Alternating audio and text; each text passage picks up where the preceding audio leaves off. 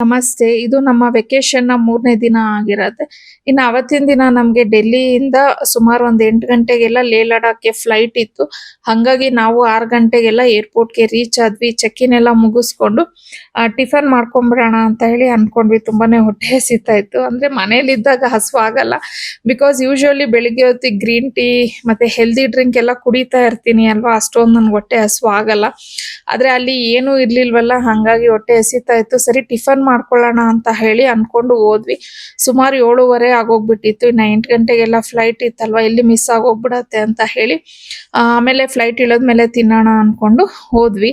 ಇನ್ನು ಅಲ್ಲಿನೇ ನಮ್ಗೆ ಕಾಂಪ್ಲಿಮೆಂಟರಿ ಆಗಿ ಏನೋ ಸ್ನಾಕ್ಸ್ ಕೊಟ್ರು. ಬಟ್ ಅದು ಟಿಫನ್ ತರ ಎಲ್ಲಿ ಸಾಕಾಗುತ್ತೆ. ನಮ್ಗೆ ಬೆಳಿಗ್ಗೆ ಹೊತ್ತು ಸ್ವಲ್ಪ ಚೆನ್ನಾಗಿ ತಿಂದು ಅಭ್ಯಾಸ ಇದೆ ಅಲ್ವಾ, ಹಂಗಾಗಿ ಇನ್ನು ಆನ್ ದ ವೇ ಹೋಗ್ತಾ ನಮ್ಗೆ ಹಿಮಾಲಯಾಸ್ದು ಇದೆಲ್ಲ ಕಾಣಿಸ್ತು. ನಿಜವಾಗ್ಲೂ ಕಣ್ಣಿಗೆ ಹಬ್ಬ ಅಂತಾನೆ ಹೇಳ್ಬೋದು.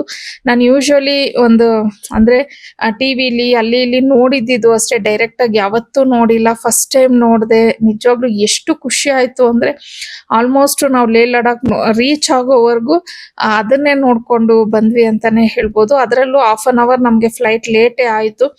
ಬಿಕಾಸ್ ಅಲ್ಲಿ ಏರ್ಪೋರ್ಟ್ ಅಲ್ಲಿ ಸ್ವಲ್ಪ ಟ್ರಾಫಿಕ್ ಏನೋ ಪ್ರಾಬ್ಲಮ್ ಆಯ್ತು ಅಂದ್ಬಿಟ್ಟು ಅವರು ಅಲ್ಲೇ ಸ್ವಲ್ಪ ಹೊತ್ತು ಸುತ್ತ ಹಾಕಿದ್ರು.